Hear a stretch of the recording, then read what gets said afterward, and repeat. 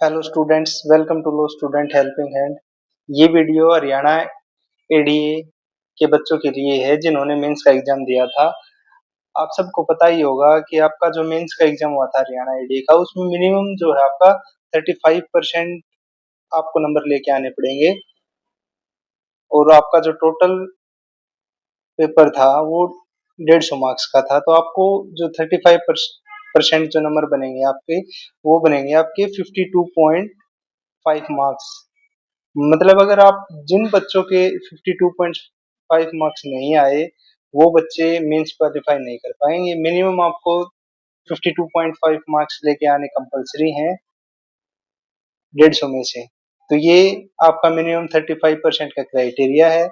और मैं आपको बता दूं कि जो एचपीएससी का जो पिछला पैटर्न रहा है, जिन जिन एग्जाम में मेंस हुआ था, उनका मैंने कुछ एनालाइज किया है कुछ पेपर्स का। तो मैं आपको उनका एक आइडिया बता देता हूँ कि एचपीएससी कितने जो बच्चे हैं उनको 35% नंबर देता है। और इसका आप अपने एग्जाम से कोई आइडिया मत लगाओ, बस मैंने एक रफली आइडिया दिया है आप सबको कि लगभग एचपीएससी का ये पैटर्न रहा है। क्योंकि अगर आप देखोगे, आपका जो राजस्थान एपीओ का एग्जाम हुआ था पिछला, तो उस राजस्थान एपीओ एग्जाम में 180 वैकेंसी थी और लगभग ये मान के चलो कि 2500 बच्चों ने आपका मेंस का एग्जाम दिया था। लेकिन जो फाइनल रिजल्ट आया मेंस के एग्जाम का, तो उसमें सिर्फ 4 बच्चे क्वालिफाई कर पाए थे। तो इसलिए मैंने ये वीडियो बनाई है कि आपको एक आइडिया लग जाए कि 35% जो क्राइटेरिया है आपका हरियाणा एडीए में, उसका क्या प्रभाव पड़ेगा आपके एग्जाम पे। तो जिन बच्चों ने सबसे पहले तो 10 नंबर 10 क्वेश्चन से कम अटेम्प्ट किए हैं, तो आप ये मान के चलो कि आपके चांस थोड़े कम हो जाते हैं सिलेक्शन के। क्योंकि आप, ऐसा तो है नहीं कि एचपीएससी आपको 10 नंबर में से आपको 8 नंबर 9 नंबर दे देगी। बहुत रेयर चांस है। नॉर्मली आपको 4 से 5 नंबर मिलेंगे एक क्वेश्चन में, मेरे हिसाब से। मेरे को ये लगता है, बाकी कुछ भी हो सकता है, कुछ नहीं कह सकते। तो मैंने जो एनालाइज किया है, जिन बच्चों ने 10+ क्वेश्चन अटेम्प्ट किए हैं, उनके थोड़े चांसेस बन जाते हैं आपके कि वो आपके सिलेक्शन है के चांसेस बढ़ जाते हैं। तो जो मैंने एनालाइज किया है, मैं आपको बता दूं, जो आपके पिछले एचपीएससी ने एग्जाम लिए हैं 2026 में, उनका कुछ एनालाइज किया है मैंने, जिनमें मेंस एग्जाम था। और उनका रिजल्ट आपके एचपीएससी की साइट पे है, कितने मार्क्स किन बच्चों को कितने मार्क्स आए हैं। तो उसके आधार पे मैंने आप एक आइडिया लगाया है। मैंने वो सब जो रिजल्ट है वो मैंने देखे हैं। उसके बाद मैंने ये आपका एनालाइज किया है, जो मैं आपको बता देता हूँ। जो आपका असिस्टेंट प्रोफेसर का एग्जाम हुआ था म्यूजिक का, उसमें टोटल जो स्टूडेंट थे वो 104 थे जिन्होंने मेंस दिया था। और 28 स्टूडेंट ऐसे हैं जिनको 35% नंबर मिले हैं। तो इनका परसेंटेज देखोगे तो आप अप्रोक्स 27% हुई है।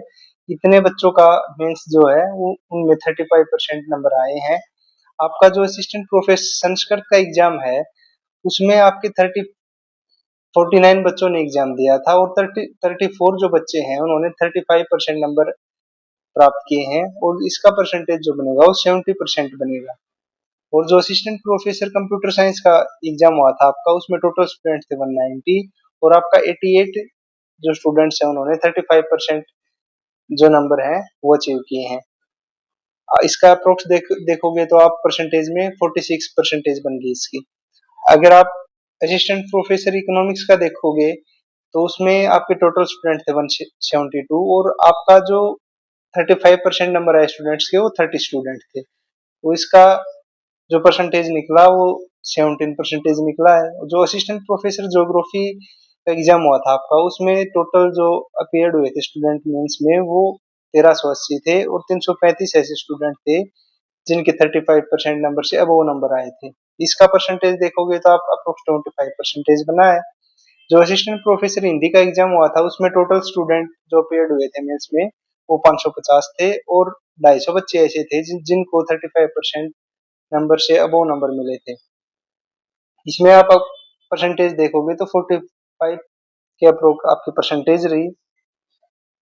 अगर आप असिस्टेंट प्रोफेसर फिजिक्स का जो एग्जाम हुआ था, उसमें जो टोटल स्टूडेंट थे वो आपके 370 थे। और जिन स्टूडेंट्स को 35% नंबर मिले वो 105 स्टूडेंट थे।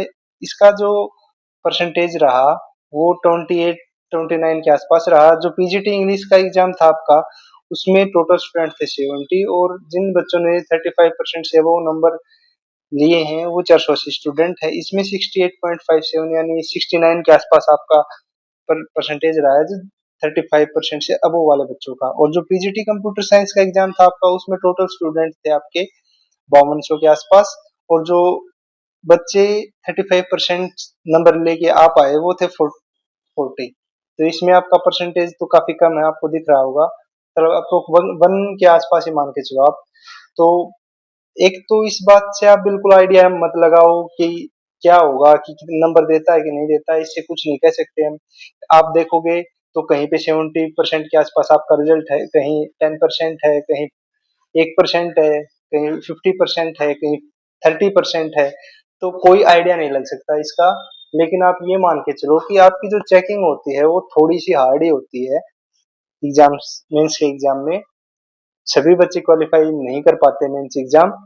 बट आप ये मान के चलो कि जिन बच्चों ने अच्छा अपना पेपर अटेम्प्ट किया है, पूरा अटेम्प्ट किया है, 12-13 क्वेश्चन से ऊपर जिन बच्चों ने अटेम्प्ट किया है, उनके चांसेस हैं कि आपको ठीक ठाक नंबर मिल जाए, आप 35% नंबर से क्रॉस कर जाओ।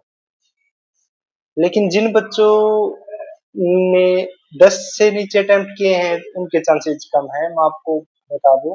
लेकिन कुछ भी हो सकता है, क्योंकि इसमें आपका जो हाई कोर्ट है उसने शो मोटा एक्शन लेके बोला है कि आप वैकेंसी को फिल करो। तो इसमें कुछ नहीं कह सकते हम। फिर भी आप मान के चलो कि आपका 35% का जो क्राइटेरिया है ये काफी दिक्कत देता है बच्चों को, क्योंकि कमीशन के हाथ में नंबर देना, वो बच्चों को कैसे इवेल्युएशन करता है आपकी मेंस की copy, totally depend on commission. अब कमीशन आपको 5-10 नंबर की क्वेश्चन में आपको 1 नंबर भी दे सकता है, 2 नंबर भी दे सकता है, और 8 नंबर भी दे सकता है। ये तो कमीशन की अपने हिसाब से चेकिंग का एक क्राइटेरिया होता है, वो उस हिसाब से आपको नंबर देगा। लेकिन अगर इनको वैकेंसी फिल करनी होगी कमीशन को, तो आपको अच्छे नंबर देगा। और जहां तक मुझे लग रहा है कि हाईकोर्ट ने बोला है कि आप जल्दी से वैकेंसी फिल करो, तो आपको मेरे हिसाब से अच्छी तरीके से आपकी कॉपी चेक होंगी और जो आपकी वैकेंसी है वो फिल की जाएंगी।